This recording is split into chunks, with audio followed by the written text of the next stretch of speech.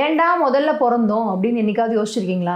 நானுமே என்னோட வீட்டில் வந்து ஃபர்ஸ்ட் குழந்தை தான். ஸோ அதனால எனக்கு இந்த தாட் எப்பவுமே மைண்டில் ஓடிட்டே இருக்கும். ஃபர்ஸ்ட் பார்ன் சைல்டு ரெப்ரஸன்டேட்டிவாக இந்த வீடியோ நான் பேசணும் அப்படின்னு நினச்சேன். ஏன்னா முதல் ஒரு வீட்டில் பிறந்திருக்க அந்த குழந்தைக்கு இருக்கிற ரெஸ்பான்சிபிலிட்டிஸ், அந்த குழந்தை மேலே நம்ம வைக்கிற விஷயங்கள், அந்த குழந்தைய நம்ம பார்க்குற விதம், அந்த குழந்தை கோத்ரூ பண்ணுற விஷயங்கள், இது எல்லாத்தையுமே வந்து நம்ம புரிஞ்சுக்கணும், மற்றவங்களும் அதை தெரிஞ்சுக்கணும் அப்படின்னு நான் நினச்சேன். பிகாஸ் இதை நான் பர்சனலி கோத்ரூ பண்ணதுனால இதனால் பெட்டராக பேச முடியும் அப்படின்னு நான் யோசித்தேன்.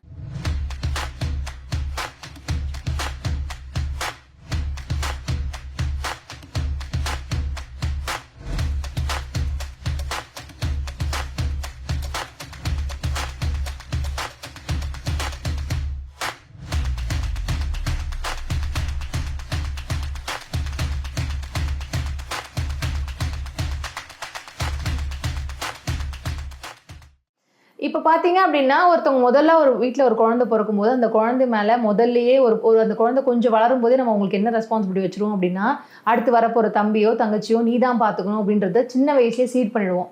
ஸோ ஒரு சிங்கிள் சைல்டாக இருந்தாங்கன்னா வேற, பட் இன்னொரு சிப்ளிங்ஸ் இருக்காங்க அப்படின்னும்போது அவங்களையும் நீ தான் பார்த்துக்கணும் அப்படின்னு சொல்கிற அந்த வார்த்தை அந்த குழந்தைக்கு எப்படி பதிஞ்சிரும் அப்படின்னா, லைஃப் லாங் த்ரூ அவுட் நம்ம தான் எல்லாத்தையுமே பார்த்துக்கணும் அப்படின்ற ரெஸ்பான்சிபிலிட்டி எடுத்து போட்டுப்பாங்க. நம்ம தான் அப்பா அம்மாவை பார்த்துக்கணும், நம்ம தான் நம்ம தம்பியை பார்த்துக்கணும், நம்ம தான் நம்ம தங்கச்சியை பார்த்துக்கணுன்ட்டு அவங்க ரொம்ப மெச்சூர்டாக சின்ன வயசுலேருந்தே அந்த மெச்சூரிட்டி ஃபீலிங் அவங்க வந்து ஃபீல் பண்ண ஆரம்பிச்சிருவாங்க.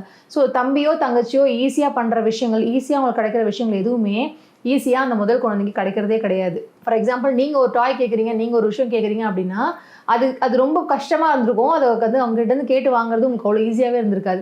ஆனால் உங்களை வளர்த்ததுக்கு அப்புறமா அப்பா அம்மாவுக்குமே அவங்க நிறைய விஷயங்கள் கோத்ரூ பண்ணி நிறைய விஷயங்கள் தெரிஞ்சுக்கிட்டு அடுத்த குழந்தைக்கு அவங்க அதை ஈஸியாக பண்ணிடுவாங்க. ஆனால் முதல் குழந்தைக்கு அவங்க சில விஷயங்கள் பண்ணுறது போது பல யோசனைகள் இருக்கும், பல விஷயங்கள் யோசிப்பாங்க. ஆனால் ரெண்டாவது குழந்தைய வளர்க்குறது அவங்களுக்கு பெரிய கஷ்டமாகவே இருக்காது. ஸோ மொத்த ரெஸ்பான்சிபிலிட்டியுமே முதல் குழந்தை தான். இந்த குழந்தை கொஞ்சம் வளர்ந்துருச்சு, கொஞ்சம் வேலைக்கு போகிறாங்க அப்படின்னும் போது முதல்ல அவங்க தான் வேலைக்கு போகணுன்னு இருக்கும். முதல்ல தான் அந்த ஃபேமிலியோட கடனாக இருக்கட்டும், அந்த ஃபேமிலியோட ரெஸ்பான்சிபிலிட்டிஸாக இருக்கட்டும், இல்லை தம்பி தங்கச்சி கல்யாணம் பண்ணுறதா இருக்கட்டும், அந்த முதல் பையனோ பொண்ணோ அவங்களோட தலையில தான் அந்த விஷயங்கள் வந்து இருக்கும். அவங்க தான் அதை தலைமையாகவும் ஏற்றுப்பாங்க. என் அப்பா அம்மாவை நான் தான் பார்த்துக்கணும் அப்படின்னு. சின்ன சின்ன சந்தோஷங்களை கூட அவங்களால ஈஸியாக அனுபவிக்க முடியாது. ஃபார் எக்ஸாம்பிள், ஒரு முதல் குழந்தையால ஈஸியாக ஒருத்தரை எடுத்தறிஞ்சு பேசவே முடியாது. ஆனால் அடுத்த வந்து தம்பியோ தங்கச்சியோ அதை ஈஸியாக பண்ணிடுவாங்க. முதல் குழந்தை வந்து எப்பயுமே கொஞ்சம் யோசிச்சு மற்றவங்க கஷ்டப்படுவாங்க, காயப்படுவாங்கன்னு எல்லா பேர்டனையும் அவங்க மேலே போட்டுப்பாங்க. கஷ்டத்தை வெளியில் சொல்லவே மாட்டாங்க. நம்ம இதெல்லாம் நம்ம தான் பார்த்துக்கணும் அப்படின்னு அவங்களே ஒரு நிமிஷமும் அவங்கள வந்து சொல்லிக்கிட்டே இருப்பாங்க. ஆனால் ரெண்டாவது குழந்தைக்கு அந்த எதுவுமே இருக்காது. அவங்க ஜாலியாக அவங்க விஷயத்தை எனக்கு என்ன வேணுமோ அந்த விஷயத்தை நான் பண்ணிப்பேன், எனக்கு என்னோட சந்தோஷம் முக்கியன்றதை அவங்க ஈஸியாக சொல்லிடுவாங்க. ஆனால் முதல்ல இருக்கிறவங்க தான் சந்தோஷம் போனாலும் பரவாயில்ல, என் தம்பி தங்கச்சிங்க சந்தோஷமாக இருக்கணும், என் அப்பா அம்மா சந்தோஷமாக இருக்கணுன்றதுக்காக அவங்க நிறைய சாக்ரிஃபைசஸ் பண்ணுவாங்க. அப்போது நம்ம என்ன பண்ணுவோம் அப்படின்னா, முதல்ல இருக்க குழந்தைக்கு அவன் பெரியவன், அவங்க வந்து பெரியவ, அவளுக்கு எதுவுமே தேவைப்படாது, அவளுக்கு சந்தோஷம் இல்லை, அவளுக்குன்னு ஒரு இதுக்கெல்லாம் ஆசைப்பட மாட்டா, இதெல்லாம் அவனுக்கு தேவைப்படாதுன்னு நம்மளா சில க்ரைட்டீரியாவை ஃபிக்ஸ் பண்ணி அவங்கள ஒரு ஏலியன் ஃபீலிங் கொடுத்துருவோம்.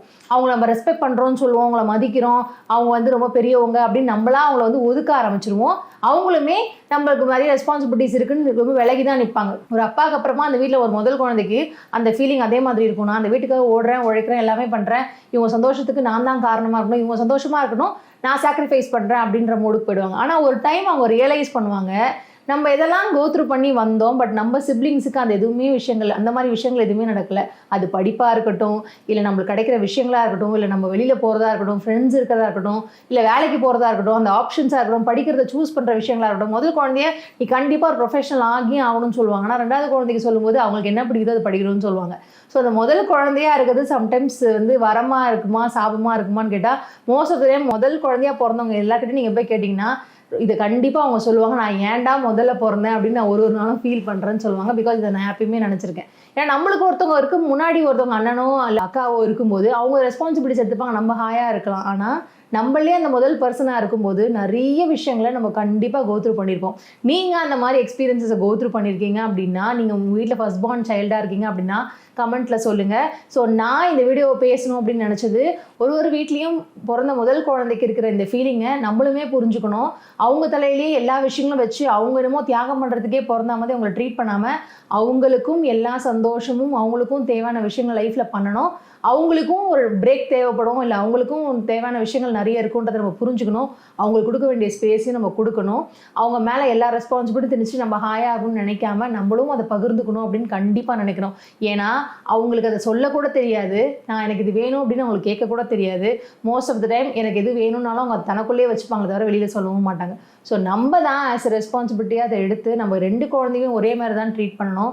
ஒரு குழந்தைய ஸ்பெஷலாகவும் ஒரு குழந்தைய கம்மியாகவும் கண்டிப்பாக ட்ரீட் பண்ணவே கூடாது. ஸோ உங்கள் வீட்டில் அந்த மாதிரி ஒரு விஷயம் நடந்தது அப்படின்னா, இல்லை நீங்கள் அதை கோ த்ரூ பண்ணியிருக்கீங்க அப்படின்னா என்கிட்ட கமெண்ட்டில் சொல்லுங்கள். Thank you so much.